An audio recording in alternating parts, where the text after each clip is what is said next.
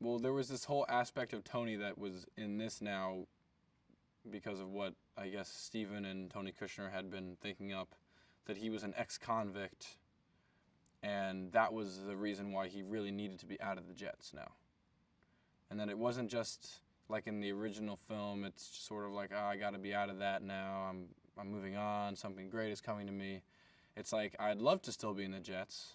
These are my guys. But if I try to be in the Jets now, I'm going back to prison. And I don't want to go back there.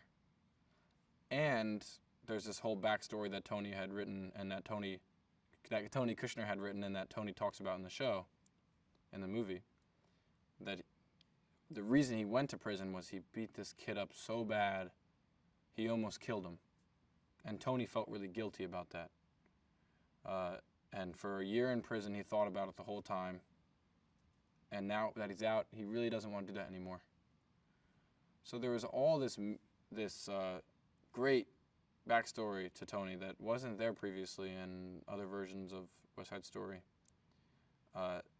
And that gave us a big springboard to jump into the film off of.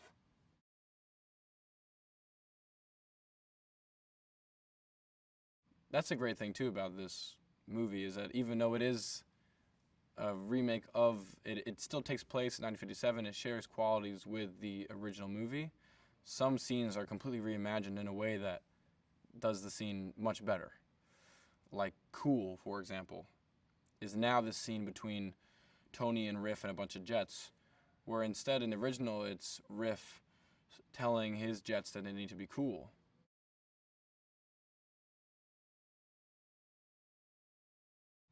Everyone who's here is so talented. There's people who are on Broadway, people who have done film, people who haven't. But everyone is talented, passionate, full of love, full of hard-working nature. And we have amazing leaders, obviously. We have Steven Spielberg directing us. So I think that it doesn't matter that some people haven't even done movies before. It might even be better, because there's so much excitement that they're on a movie set and they're giving it their all.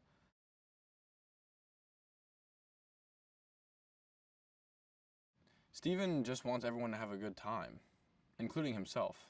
And something that he would always say to me is, "You still having fun?" And I say, "Yeah." He said, "Good." And even on days where it would be heavy and emotional, I'd still remember what he said and still try to have fun. We're making a movie. And when the energy on the set is positive and everyone is excited, he doesn't want to kill that. So if everyone wants to go see what they just filmed, he's very generous in that way of letting everyone and letting that moment and the momentum of what we're doing push into the next shot and push into the next take. And I think he's very aware of that and keeping the vibe on set great.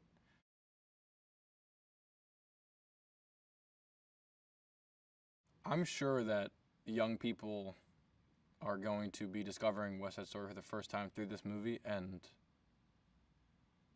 the music and the story and the show is more than honored in this version.